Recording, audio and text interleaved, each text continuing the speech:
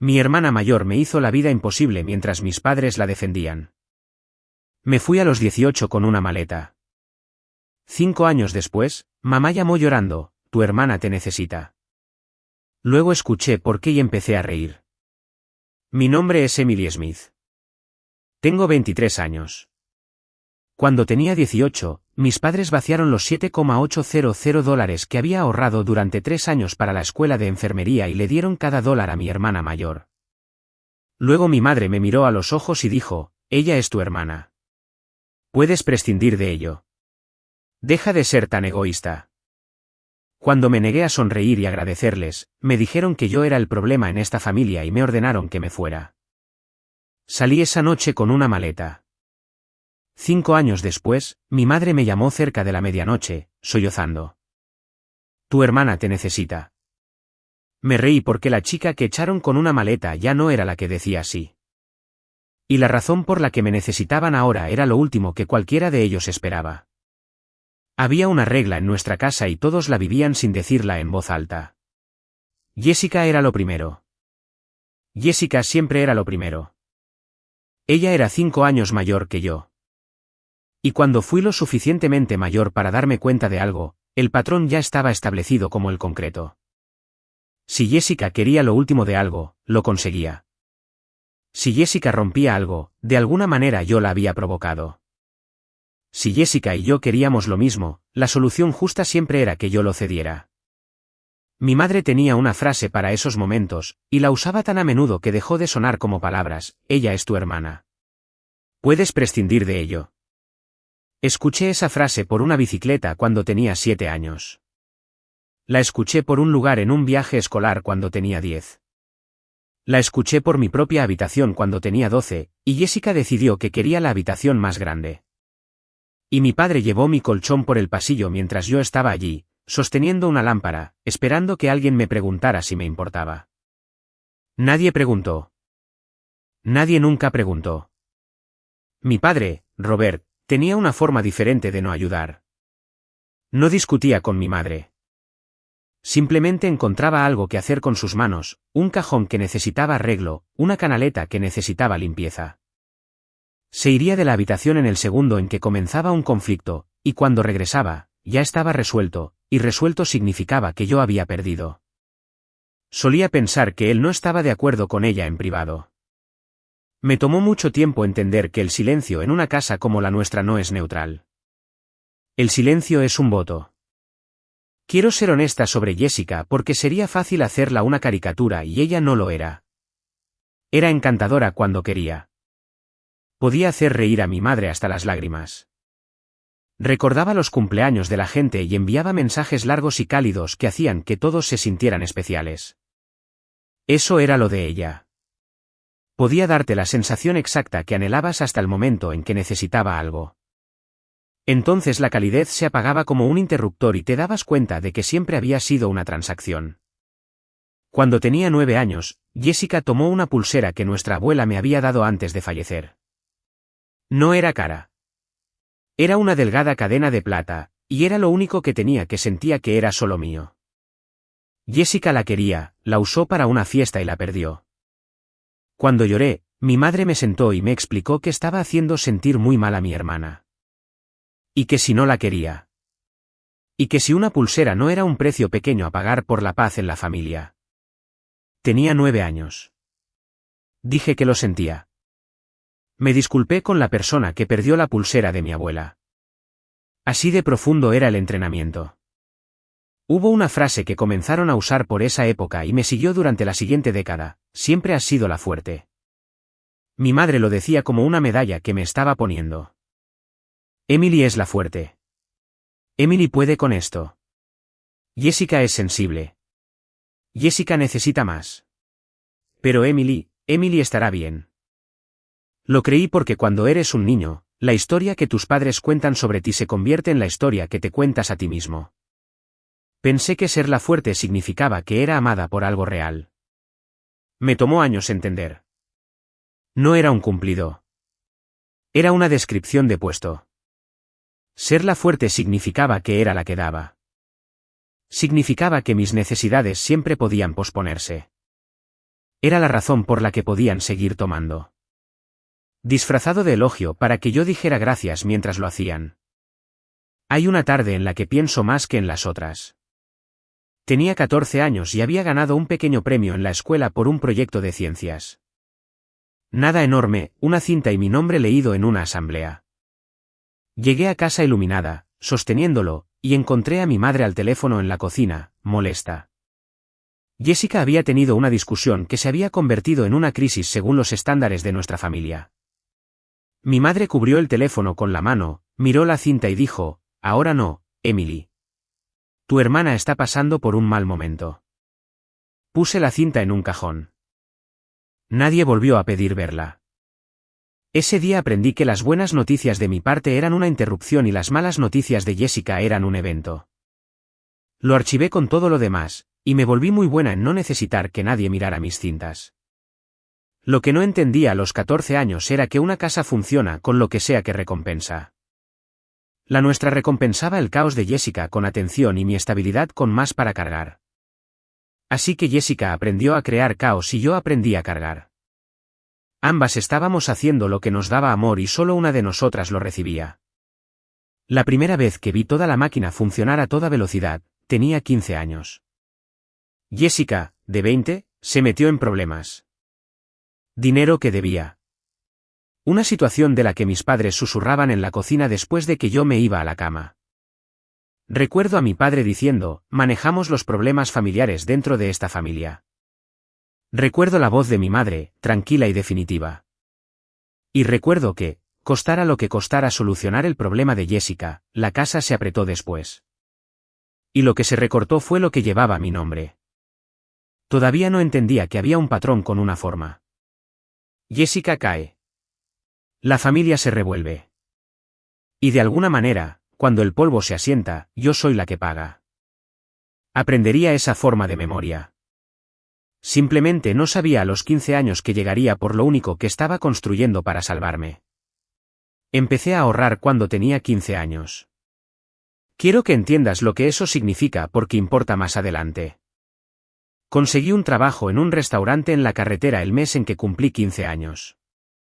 Trabajaba los fines de semana, luego las noches entre semana cuando podía, limpiando mesas y luego sirviéndolas. Abrí una cuenta de ahorros para poder poner el dinero en un lugar donde no se gastaría en comestibles, gasolina o en Jessica. Como era menor de edad, el banco necesitaba un adulto en la cuenta. Así que el nombre de mi madre se puso junto al mío, una cuenta conjunta. No lo pensé dos veces. Tenía 15 años. No imaginas a tu propia madre como un riesgo. Durante 3 años, puse casi todo lo que gané en esa cuenta. Me salté cosas que otros niños no se saltaban. Me dije a mí misma que valía la pena porque ese dinero era una puerta.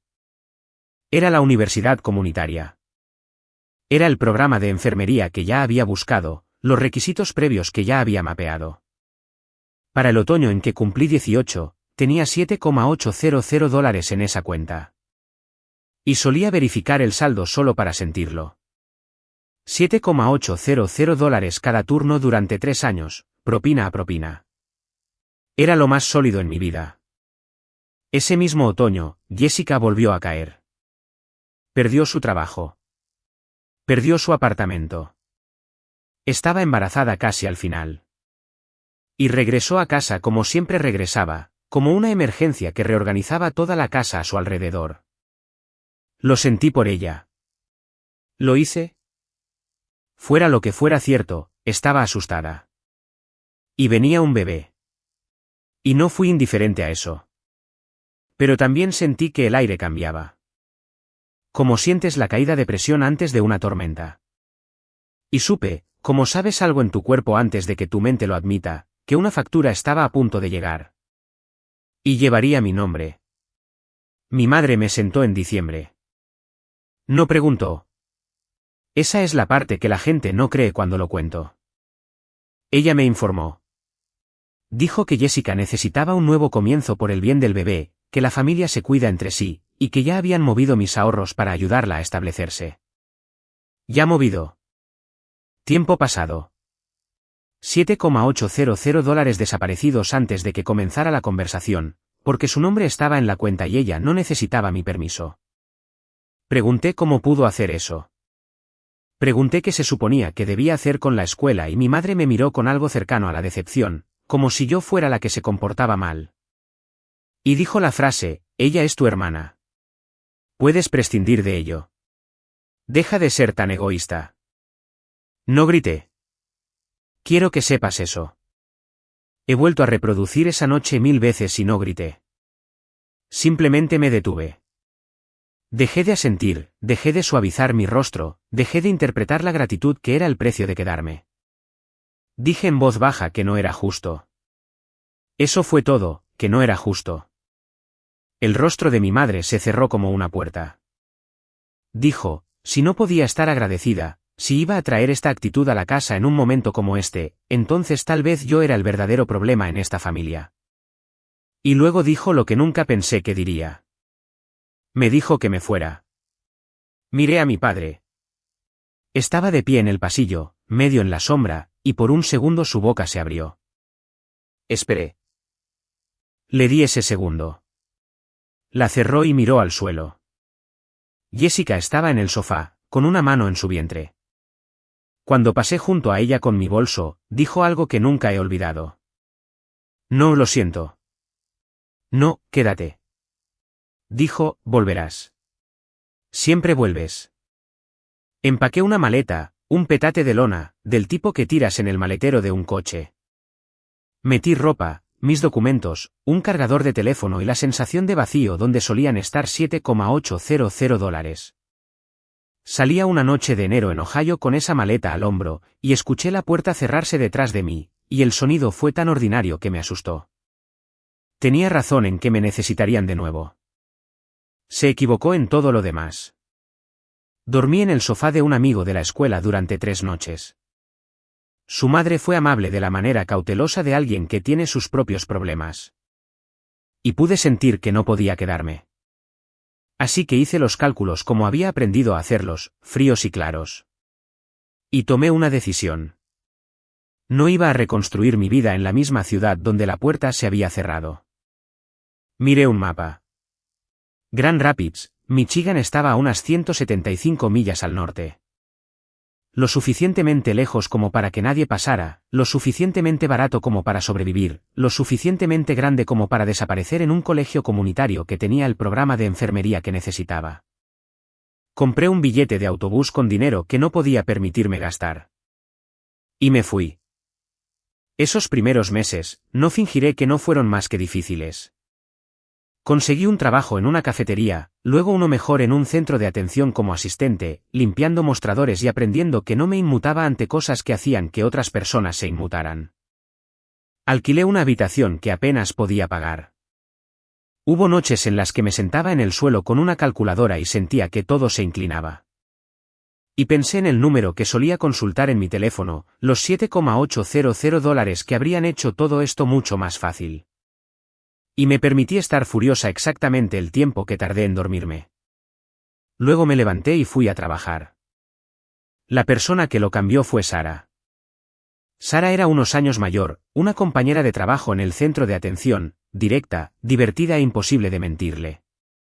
Notó que estaba racionando comidas antes de que le dijera a nadie que estaba racionando comidas. Una noche, simplemente dijo, te quedas conmigo hasta que te pongas de pie. El sofá es tuyo. Empecé a hacer lo que me habían entrenado a hacer, averiguar qué le debía, cuál era la trampa, cómo se lo pagaría. Ella lo vio en mi cara y me interrumpió. No me debes nada. ¿Así es como funciona esto? Yo no sabía que funcionaba así. Nadie me lo había mostrado nunca. Me senté en el sofá de Sara esa primera noche, y lloré como lloras cuando alguien es amable contigo y no tienes una categoría para ello. Obtuve mi certificación CNA ese año y trabajé mientras me dedicaba a los requisitos previos. Luego entré en el programa de enfermería de grado asociado 2 años y también trabajé durante esos años. Hubo un semestre en el que casi lo dejo. Una rotación clínica salió mal. Un instructor fue duro conmigo y me senté en mi coche en un estacionamiento y consideré seriamente marcharme porque una parte de mí todavía creía la vieja historia de que no era la inteligente. Era solo la fuerte y fuerte no era suficiente para esto. Llamé a Sara. Me dejó hablar y luego dijo, ¿estás cansada? Cansada no es lo mismo que equivocada. Volví adentro. En algún lugar de esos años, le dije no a Jessica por primera vez en mi vida. Y lo recuerdo por lo mal que me hizo sentir. Me envió un mensaje de texto a las 2 de la mañana. Necesitaba dinero, unos cientos de inmediato. Sin explicaciones más allá de la promesa habitual de devolverlo.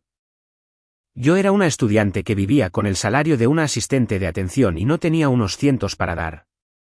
La vieja yo lo habría encontrado de todos modos. Lo habría pedido prestado, me habría saltado algo, me habría hecho más pequeña para que Jessica pudiera seguir cómoda. Me senté allí con el pulgar sobre el teclado y escribí la frase más corta y difícil que le había enviado. No puedo. No lo tengo. 3 segundos después, mi teléfono sonó. No, Jessica. Mi madre despierta a las 2 de la mañana para decirme que estaba siendo egoísta. Que la familia ayuda a la familia. Que Jessica estaba pasando por mucho.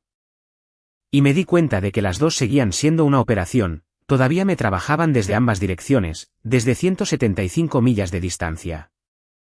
Lo dejé en el buzón de voz. Me quedé despierta el resto de la noche sintiendo que había hecho algo monstruoso. No lo había hecho. Simplemente me negué a prenderme fuego para mantener caliente a otra persona. Solo se sintió monstruoso porque nunca me habían permitido hacerlo antes. Esa fue la verdadera educación de esos 5 años, no la licencia. La licencia la obtuve en las aulas. Lo más difícil, aprender que no es una oración completa y que la culpa que viene después es solo una vieja alarma sonando en una casa vacía. Eso lo gané una noche sin dormir a la vez. Aprobé mi examen de licencia y me convertí en enfermera registrada. Conseguí un trabajo en una planta pediátrica, que no es un lugar fácil para aterrizar como recién graduada. Pero había aprendido que era firme cuando otras personas se desmoronaban. Y la firmeza vale más en ese trabajo que casi cualquier otra cosa. Aprendí a ser buena en ello. No rica, nunca rica. Quiero ser clara al respecto porque esta no es una historia en la que regresé millonaria. Simplemente me convertí en una persona con una licencia, un cheque de pago que cubría el alquiler y una habilidad que nadie podía sacar de una cuenta conjunta. La competencia resultó ser una especie de seguridad que vive en tus manos. La única persona a la que no podía cerrar la puerta por completo era mía. Jessica nunca se había ido realmente de mi vida porque Jessica aparecía cada vez que necesitaba algo. Durante esos años, me enviaba mensajes de texto de la nada. Nunca una disculpa, nunca una pregunta sobre cómo estaba, siempre una petición, ¿puedes llevarte a mí a este fin de semana? Tú eres mejor en esto de todos modos. Me usaba como cuidado de niños gratuito cuando le convenía y yo la dejaba porque decir sí a Jessica era la única forma de ver a Mía. Así que yo bajaba o Mía subía y por un fin de semana yo era la persona segura de alguien. Mía era pequeña y observadora, como se ponen los niños cuando los adultos a su alrededor son impredecibles. Empezó a preguntarme entre visitas. Guardaba un conejito de peluche que le había regalado para su 3er cumpleaños y lo nombró como yo, lo que a todos les pareció divertido. A mí no me pareció divertido. Me pareció lo más triste e importante que había escuchado. Y no entendí completamente por qué hasta mucho después. A principios de este año, casi era libre. Tenía mi propio apartamento, un trabajo del que estaba orgullosa, una familia elegida en Sara y en Olivia, la enfermera jefa que me había tomado bajo su ala. Por primera vez, mi vida era mía. Luego, una noche a finales de invierno, mi teléfono se iluminó cerca de la medianoche con una palabra que no había visto en esa pantalla en 5 años, mamá. La dejé sonar 2 veces. Quiero que sepas que consideré no contestar. Luego pensé en Mía y descolgué. Mi madre estaba llorando antes de que yo dijera nada. No el llanto delicado que recordaba de las discusiones que pretendía ganar. Esto era desgarrado, fuera de control. El llanto de alguien que se ha quedado sin otras opciones. Emily, dijo, por favor, no cuelgues. No colgué. Tampoco sentí el silencio por ella, lo cual era nuevo para mí. La vieja yo se habría apresurado a hacerla sentir cómoda. Simplemente esperé. Tu hermana te necesita, dijo. Solo tú puedes arreglar esto. Solo tú. Y ahí fue cuando me reí. Necesito explicar la risa porque es el centro de todo esto. Y si sacas una cosa equivocada de ella, lo sacarás todo mal. No me reí porque alguien estuviera herido. Había una niña en esta historia, y aún no sabía lo profundo que era el problema, y nada de eso era divertido. Me reí por la frase, tu hermana te necesita. Las palabras exactas, el mismo conjuro de 3 palabras que habían usado conmigo toda mi vida, el que había vaciado mis ahorros y mi infancia y finalmente mi lugar en esa casa. 5 años de silencio, y lo primero que salió de su boca fue la frase. Me habían echado para salvar a Jessica. Y ahora me estaban llamando de vuelta para salvar a Jessica. Y realmente no podían escuchar lo absurdo que era. Para ellos, yo seguía siendo la fuerte. Todavía el kit de reparación designado de la familia. La risa me salió antes de que pudiera detenerla. Y no fue crueldad. Fue el sonido de algo que se soltó después de mucho tiempo. Mi madre lo escuchó y lo entendió completamente mal. Pensó que estaba regodeándome. Su voz se agudizó por un segundo. Esto no es divertido, Emily.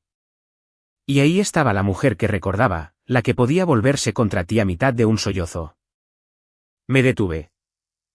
Le pregunté qué pasaba. Ella evadió como siempre evadía. Hablando alrededor de la forma de la situación. Jessica pasando un mal momento. Las cosas siendo complicadas. La familia necesitando unirse. Y luego dijo un nombre que me quitó la risa del pecho por completo. Es por Mía. Todo en mí se quedó quieto, frío y concentrado. Hice la única pregunta que importaba. ¿Dónde está Mía ahora mismo? Mamá, contesta eso primero. Hubo un silencio en la línea que duró demasiado. Una pregunta simple. ¿Dónde está la niña de 5 años? Y mi madre, que podía salirse con la suya en cualquier conversación, no tenía una respuesta lista. Está con nosotros, dijo finalmente. Por ahora, ha sido difícil para ella. Por eso te necesitamos, por ahora. 2 palabras que abrieron una puerta que no pude cerrar. Le dije que la volvería a llamar. Me senté en mi apartamento oscuro con el teléfono en la mano, y entendí que, lo que sea que estuviera pasando realmente en esa casa, lo habían estado ocultando el tiempo suficiente como para que por ahora se hubiera convertido en una forma de vida. ¿Por qué una niña de 5 años viviría con sus abuelos por ahora?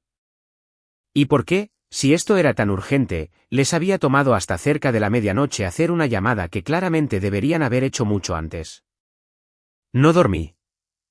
Por la mañana, llamé a Olivia, mi enfermera jefa, y le hice una pregunta hipotética cuidadosa, del tipo que haces cuando no quieres decir demasiado. Olivia escuchó, y luego dijo algo que yo ya sabía y había estado evitando. La seguridad de un niño nunca es un asunto familiar privado, Emily. Tú lo sabes. Lo que sea que tu familia piense que es, eso no es lo que es.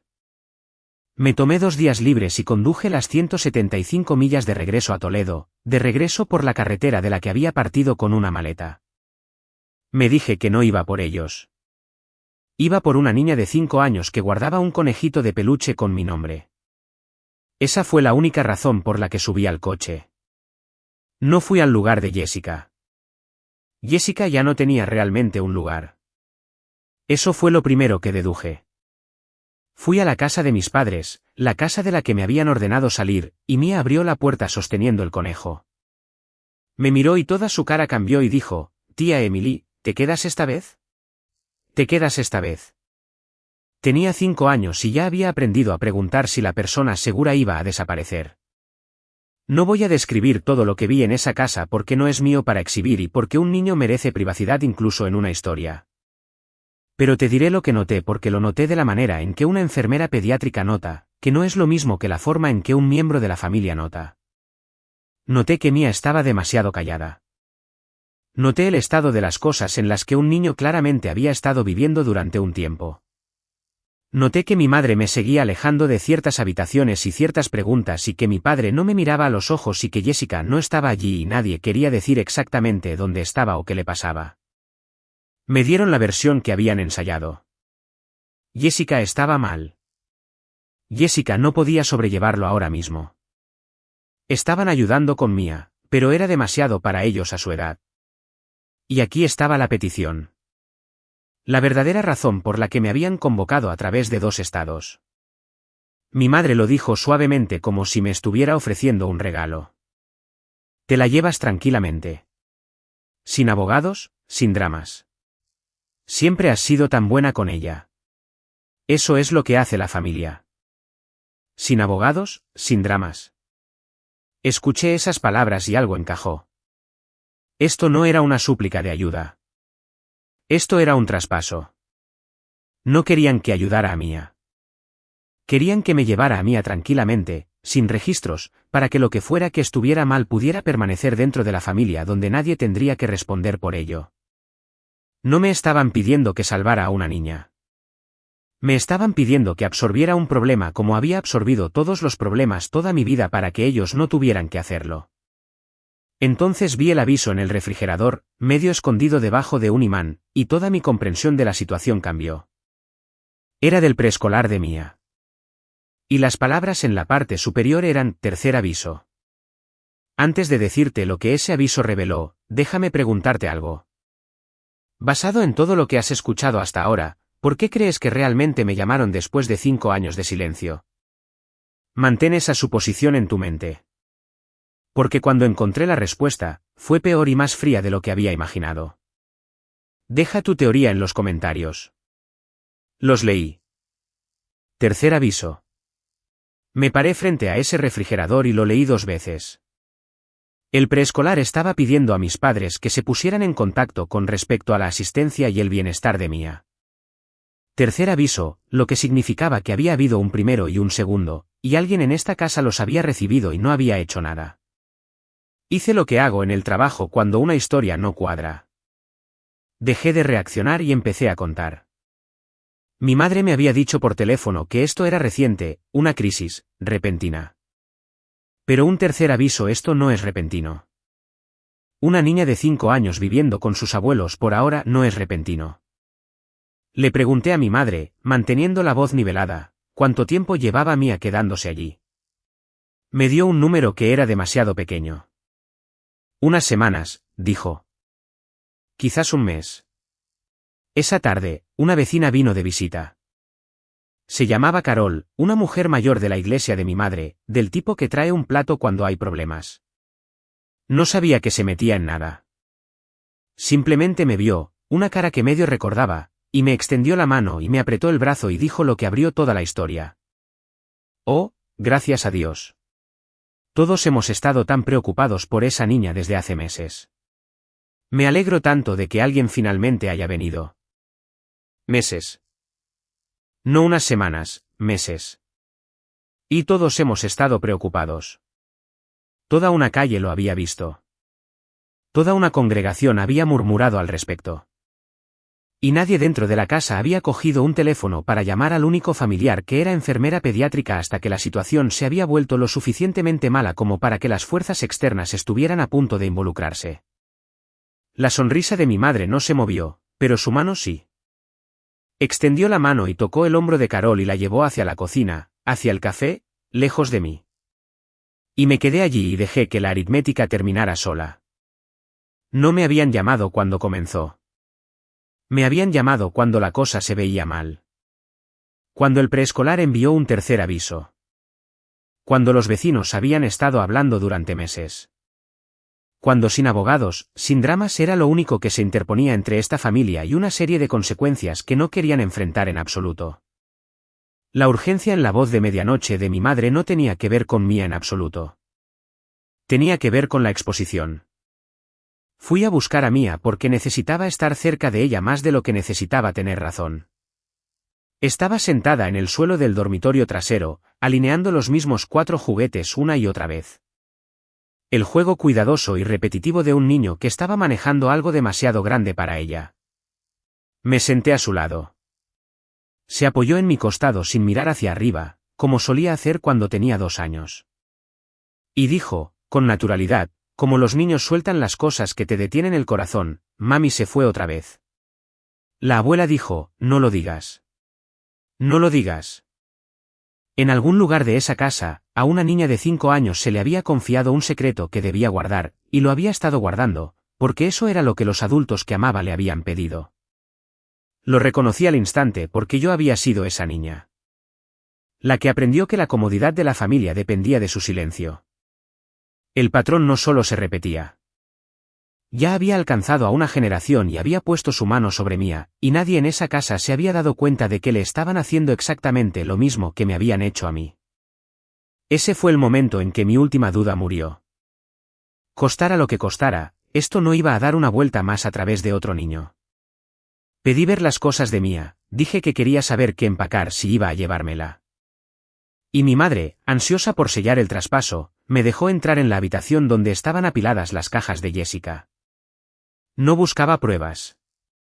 Quiero ser clara al respecto porque sé cómo suena. No estaba construyendo un caso. Era una mujer buscando ropa de niña en las cajas de su hermana. Pero encontré algo de todos modos. La forma en que la verdad sale a la luz cuando dejas de forzarla. Un antiguo extracto bancario, no el mío. El de Jessica de años atrás, mezclado en una carpeta de papeles que nadie se había molestado en ordenar y un depósito fechado la misma semana fría en que salí de esa casa a los 18. $7,800. Me senté en el suelo de esa habitación con el extracto en mis manos. Durante 5 años, me había contado una historia sobre los $7,800. La historia era que mis padres lo tomaron para la familia. Alguna emergencia vaga, un sacrificio que exigieron y disfrazaron con la palabra familia. Había hecho una especie de paz con la vaguedad, porque la vaguedad me permitía creer que había ido a algún lugar necesario. No había ido a algún lugar vago. Había ido a Jessica. Ese número exacto, 7,800, depositado en la cuenta de Jessica la misma semana en que vaciaron la mía y me pusieron en la puerta. Mi futuro no había desaparecido en una emergencia familiar. Se había transferido dólar por dólar a la vida de mi hermana para que ella tuviera un colchón mientras yo tenía un billete de autobús. El dinero que tomaron para salvar a Jessica la primera vez fue el mismo dinero. Y yo fui la que pagó por el aterrizaje del que ahora se estaba cayendo por segunda vez. El patrón que había sentido toda mi vida sin poder nombrar finalmente tenía un rastro de papel. Jessica cae. La familia se revuelve. Emily paga. Ahora tenía un recibo. Tenía una fecha. Seguí buscando con más cuidado ahora y encontré la otra cosa. Una carta reciente abierta de un prestamista. Los nombres de mis padres estaban en ella como CEO firmantes de una deuda de Jessica. Como CEO firmantes, la carta les recordaba que seguían siendo responsables del saldo pendiente. Mis padres habían CEO firmado por Jessica otra vez, pusieron su propio nombre en la línea por ella otra vez. Y ahora esa línea se estaba apretando, y ahí estaba, la verdadera razón de la llamada de medianoche en blanco y negro. No se estaban ahogando en preocupación por Mía. Estaban expuestos. Si esta situación seguía la ruta oficial, si el informe del preescolar se convertía en una trabajadora social en la puerta, si la situación de vida de Mía se convertía en un asunto de registro, entonces todo lo demás también podría salir a la luz. Su nombre en la deuda de Jessica, los meses de negligencia de los que habían sabido y ocultado. La imagen de una familia que había dejado caer a una niña mientras protegían a un adulto, sin abogados, sin dramas, no se trataba de proteger a Mía. Se trataba de protegerse a sí mismos. Llamé a Olivia de nuevo desde la entrada. Le conté más esta vez. Ella se quedó en silencio un momento y luego me hizo la pregunta que reorganizó todo. Emily, ¿quién es la persona estable aquí? ¿Quién tiene el trabajo, el hogar, el expediente, la formación?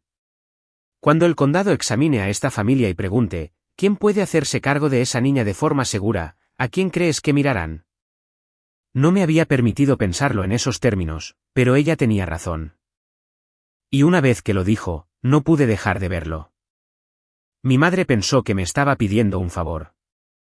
Mi padre pensó que estaban descargando una carga sobre la fuerte una vez más. Ninguno de ellos entendió lo que realmente habían hecho. En cualquier evaluación honesta de esta familia, yo era la única adulta estable, empleada, documentada y capacitada en el panorama, lo que significaba que no era la que rogaba que la dejaran entrar. Era la que sostenía la puerta. Por primera vez en mi vida, mi silencio tenía peso, y entendí que no lo iba a gastar de la manera que esperaban. Regresé a Grand Rapids para pensar por qué no confiaba en mí misma para tomar esta decisión dentro de esa casa, respirando ese aire. Me senté con Sara en la mesa de su cocina y lo expuse todo. Y Sara, que nunca me ha dejado mentirme a mí misma, hizo la única pregunta que importaba. Está bien, entonces puedes llevarte a Mía. La pregunta es, ¿por qué? ¿Estás haciendo esto por ella? ¿O lo estás haciendo para finalmente ser la que ellos necesiten, para finalmente ser vista? Mantuvo mi mirada porque solo una de esas cosas te mantiene cuerda. Me golpeó fuerte porque una parte de mí, una parte real, quería que me vieran como la heroína de su emergencia. Quería que mi madre viera finalmente lo que había desechado. Esa parte de mí todavía anhelaba el reconocimiento que había estado buscando desde que tenía 9 años con una pulsera perdida. Y supe, sentada en esa mesa, que si actuaba por ese hambre, terminaría de nuevo dentro del patrón, solo que con un disfraz diferente. La fuerte, llegando para arreglar el desorden de Jessica. Tan agradecida de ser necesaria que lo asumiría todo sobre mis hombros de nuevo, en silencio. Sin abogados, sin dramas. No lo iba a hacer en silencio. Decidí que protegería a Mía, pero lo haría abiertamente, a través del canal adecuado, para que nunca pudiera deshacerse por el capricho de alguien, como todo en esa familia se deshacía. No un traspaso silencioso, una tutela legal de parentesco real con el conocimiento del condado, con una trabajadora social involucrada, con un registro.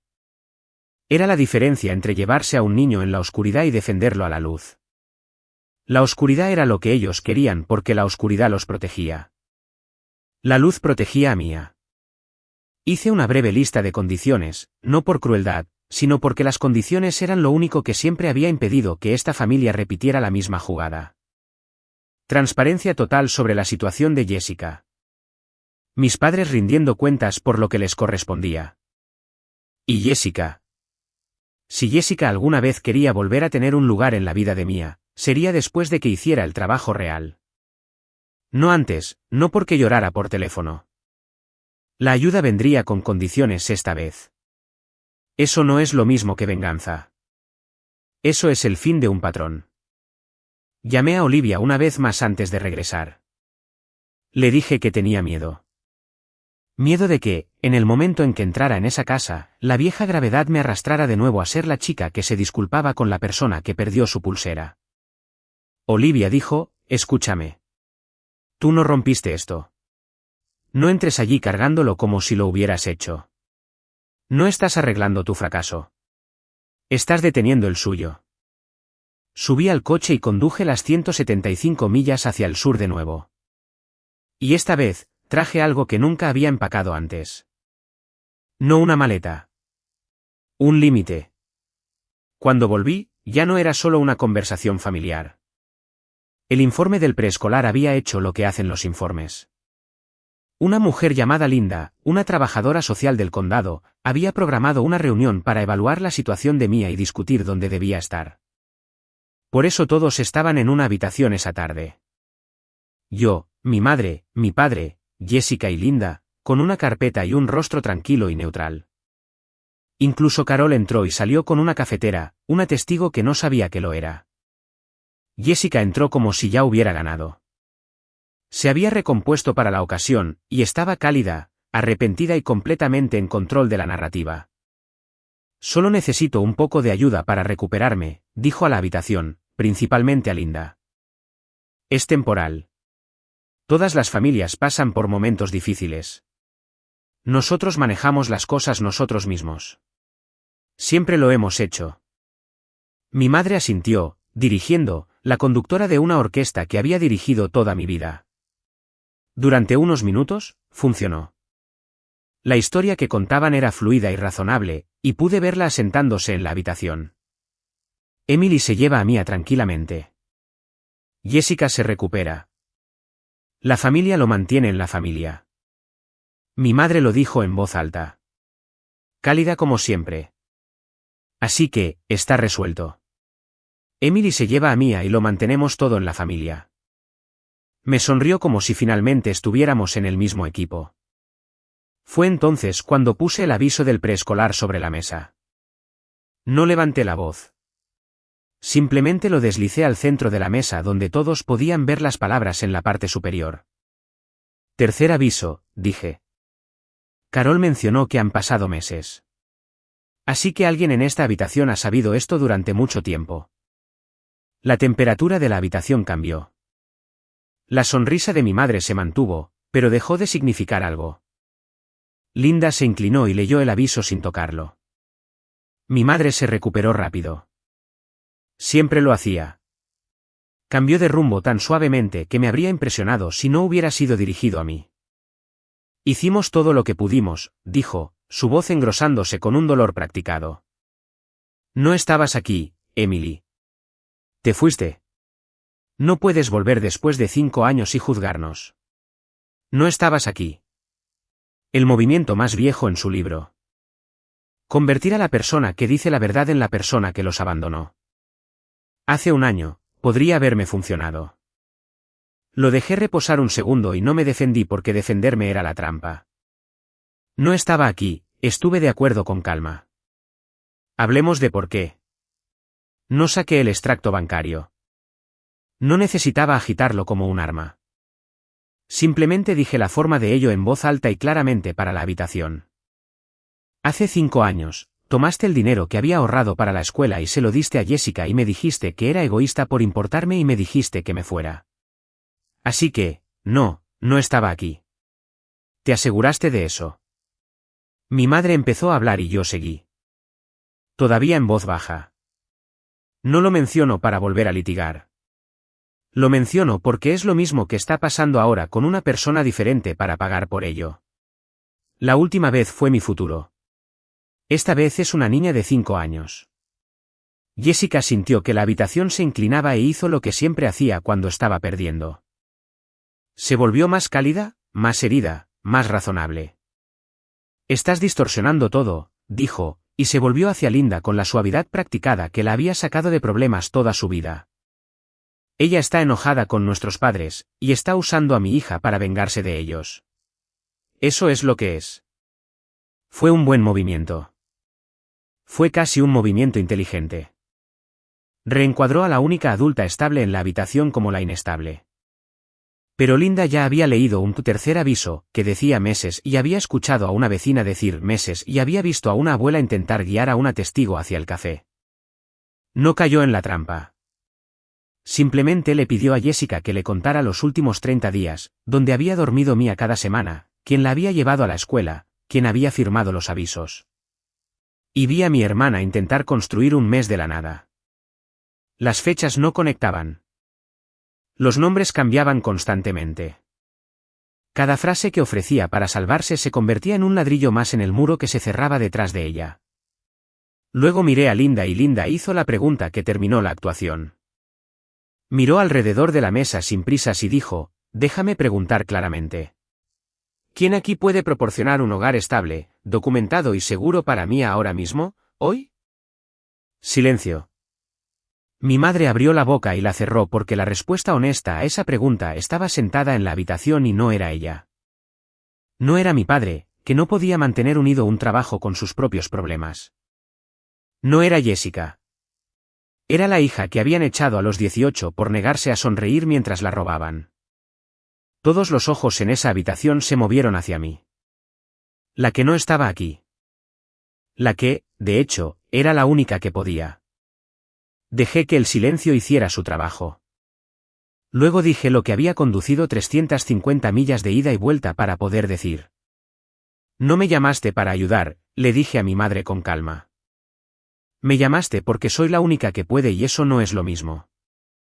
Toda la postura de mi madre cambió. Pasó en un respiro de una mujer que establecía términos a una mujer que negociaba por ellos.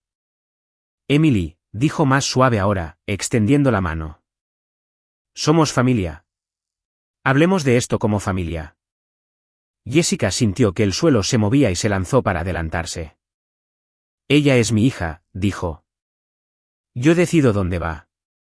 Y yo digo que se quede con mamá y papá donde puedo verla. Estaba tratando de mantener a Mia dentro del círculo cerrado donde la imagen de la familia permanecía intacta y nadie tenía que responder a nadie. Pero lo acaba de decir delante de la única persona cuyo trabajo era hacer la siguiente pregunta. Linda lo preguntó suavemente y con un bolígrafo. ¿Dónde había estado durmiendo Mia realmente? ¿Quién la había estado llevando a la escuela o no? ¿Qué significaba el tercer aviso? Las respuestas de Jessica se volvieron más escasas con cada pregunta. Y cuanto más hablaba, más cerraba la puerta que intentaba mantener abierta. No estaba siendo derrotada por mí. Estaba siendo deshecha por la luz del día de su propio relato. No me regodeé. Quiero que sepas que había una niña a 2 habitaciones de distancia con un conejo y nada de esto fue una victoria de ninguna manera que se sintiera como ganar. Miré a Jessica y luego a mi madre y dije en voz baja, Mia no es una forma de salvar la imagen de esta familia. Es una niña de 5 años y yo soy la persona en la que confía. Linda cerró su carpeta.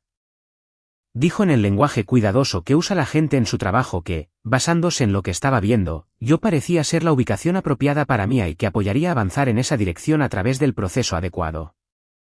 La habitación se quedó en silencio de una manera diferente a antes. Y luego mi padre, que no había dicho una sola palabra en toda la reunión, que había pasado toda mi infancia buscando un cajón que arreglar cada vez que la verdad entraba en una habitación, mi padre se levantó. Si has llegado hasta aquí y te preguntas si habrías puesto las mismas condiciones que yo o si simplemente habrías tomado a la niña y te habrías tragado el resto, dímelo. Realmente quiero saber cómo lo habrías jugado porque lo que dijo mi padre cuando se levantó cambió la forma de todo lo que vino antes. Mi padre se quedó allí con la mano temblorosa y me miró, no al suelo por una vez, y dijo, hay algo que debes saber sobre el dinero. Mi madre dijo su nombre como una advertencia. Él siguió de todos modos. Fue lo más valiente que le vi hacer. Lo que te dice todo sobre lo bajo que había estado el listón. Los 7.800, dijo, cuando los tomamos.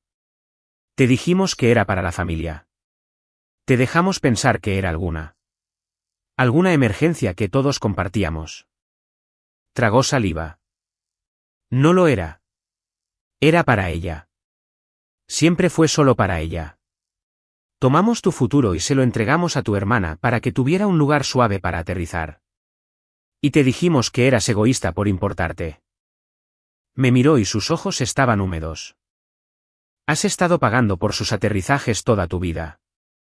Nos aseguramos de ello y yo estuve en ese pasillo hace 5 años y dejé que sucediera. Ya lo sabía porque había encontrado el extracto. Pero escucharlo decirlo en voz alta en esa habitación delante de todos, eso fue diferente. Saber una cosa y tenerla confesada no es lo mismo. Algo que había estado guardando durante 5 años finalmente se soltó. Y en ese silencio, la última pieza se volteó. Esa frase que me habían clavado desde que era niña, siempre ha sido la fuerte. Finalmente entendí lo que siempre había significado. Nunca fue un elogio. Era el permiso. Era la frase que les permitía tomar. Porque si yo era fuerte, entonces podía prescindir de ello. Y si podía prescindir de ello, entonces tomarlo no era robar. Era simplemente familia. Fuerte era la palabra que usaban para que yo cargara con lo que ellos no querían. Pensé que esa realización me aplastaría. Hizo lo contrario. Me liberó. Porque si la fuerza era real, y lo era, la había construido con mis propias manos durante 5 años, entonces era mía. Nunca les había pertenecido, y yo podía decidir qué hacer con ella. Jessica me estaba mirando, y por primera vez, la confianza había desaparecido de su rostro. No fue cruel en ese momento. Solo estaba asustada y pequeña. Y sentí el viejo impulso de suavizarlo para ella, de hacerla sentir cómoda, de arreglar sus sentimientos como me habían enseñado. No lo hice. Pero tampoco retorcí el cuchillo. No estoy aquí para acabar contigo, Jessica, dije. Estoy aquí para dejar de encubrirte. Eso también es diferente. Me hizo una pregunta, y fue la única pregunta que me mostró que algún día podría ser capaz de cambiar. No preguntó qué le pasaría a ella. Preguntó, ¿Mia va a estar bien? Sí, dije. Me voy a asegurar de ello. Y luego la propia Mia resolvió lo último que necesitaba resolverse, como lo hacen los niños sin saber el peso de ello. Había deambulado hasta la puerta con el conejo, y se acercó y se paró a mi lado, cerca, como te paras junto a la persona que ya has elegido. Me tiró de la manga y preguntó en voz baja, ¿podemos ir a tu casa? Me gusta cuando está tranquilo. Me gusta cuando está tranquilo.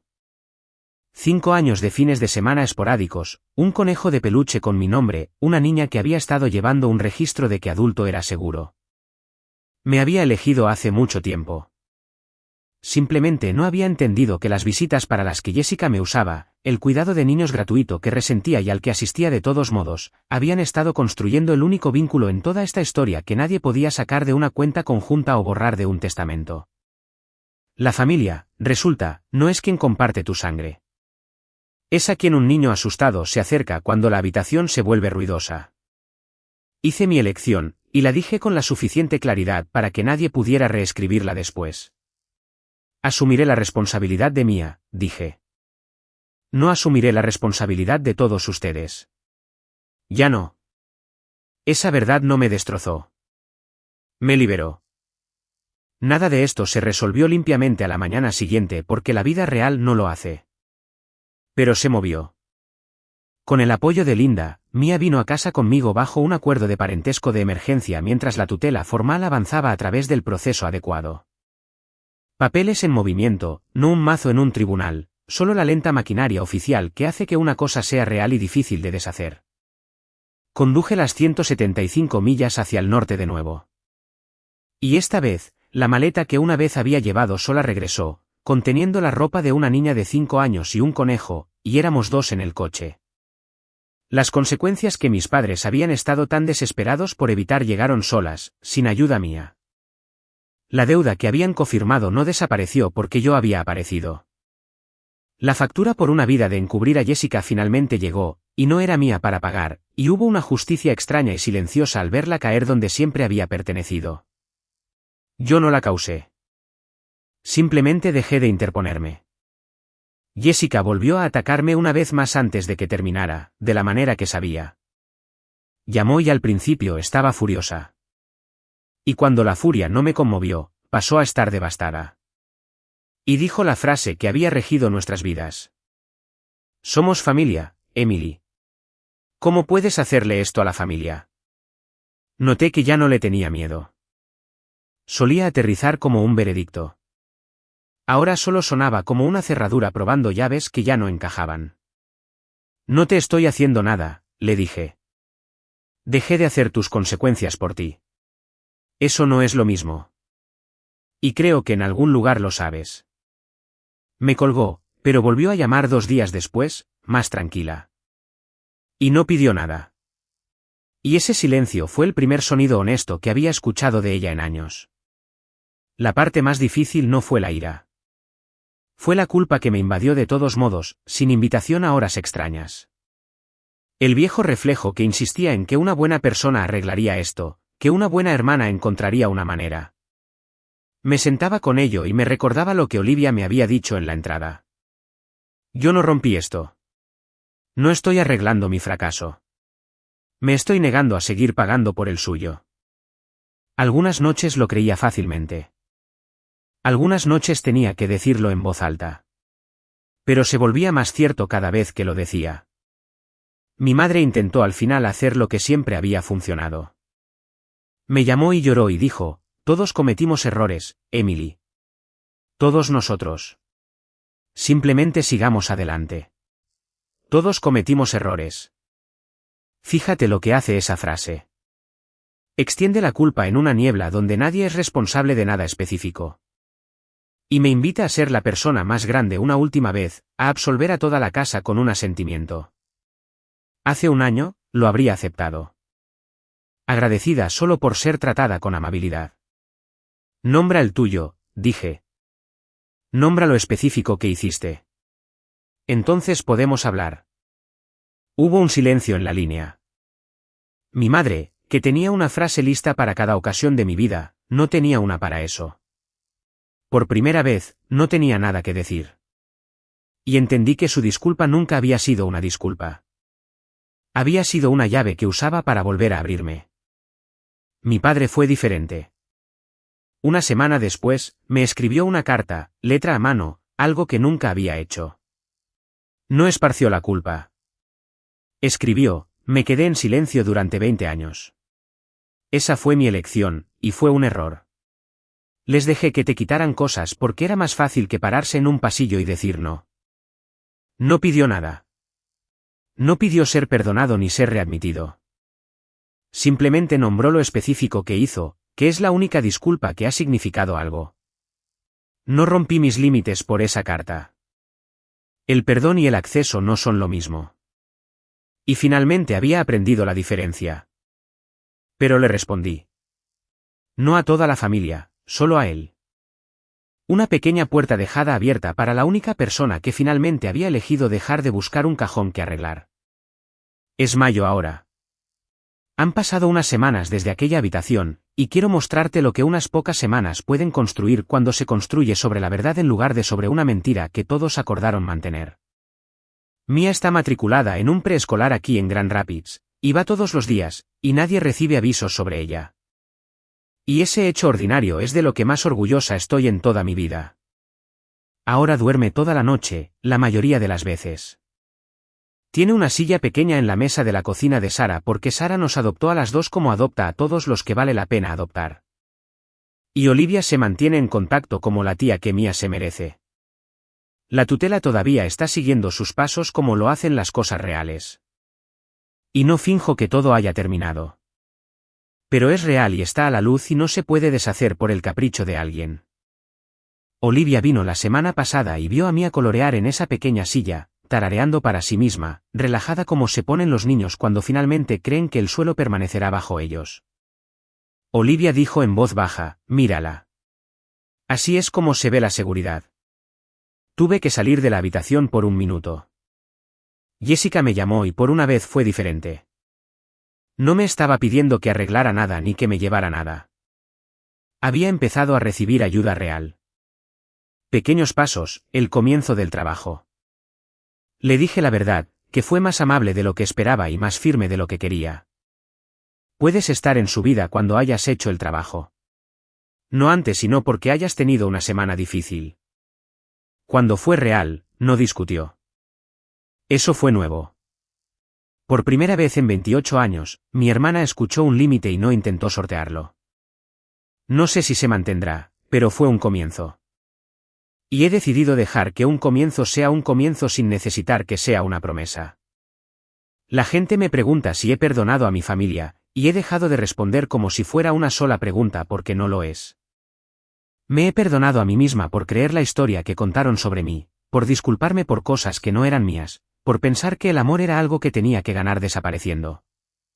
Ese perdón fue el que importó. El resto, la reconciliación, la confianza, el acceso, no son regalos que entregas porque alguien lloró. Son cosas que se reconstruyen lentamente a la luz por la persona que hizo el daño o no se reconstruyen en absoluto. Y de cualquier manera, estoy bien. Durante años, mantuve esa maleta de lona junto a la puerta de cada lugar donde viví. Nunca desempaqué completamente la parte de mí que siempre estaba lista para irse, siempre preparada para el momento en que me dijeran que yo era el problema y me mostraran la puerta. La semana pasada, tomé la maleta, la doblé y la puse en el estante superior de un armario. Ya no la necesito junto a la puerta. No me preparo para la frase. No hay nadie aquí que vaya a decirlo. Esa noche, después de acostar a Mia, ella gateó por el pasillo, medio dormida. Como hacen los niños cuando solo están comprobando que el mundo sigue donde lo dejaron. Tía Emily, estoy aquí. Dije, ¿es esta tu casa? Sí, le dije. Esta es tu casa. Así lo era yo finalmente. Por eso me reí 5 años después de que me echaran con una maleta cuando mi madre llamó cerca de la medianoche y me dijo que mi hermana me necesitaba. No porque alguien estuviera sufriendo, sino porque finalmente entendí la frase. Nunca se había tratado de que mi hermana me necesitara. Se había tratado de que ellos me necesitaran para desaparecer de nuevo en un papel. Y la chica que solía decir sí a esa frase ya no estaba en la casa. Había empacado una maleta, conducido 175 millas y construido una vida donde la fuerte finalmente pudo decidir para qué servía su fuerza. Era para la niña dormida en el pasillo, que llamaba para asegurarse de que la persona segura no se hubiera ido. Yo no me había ido.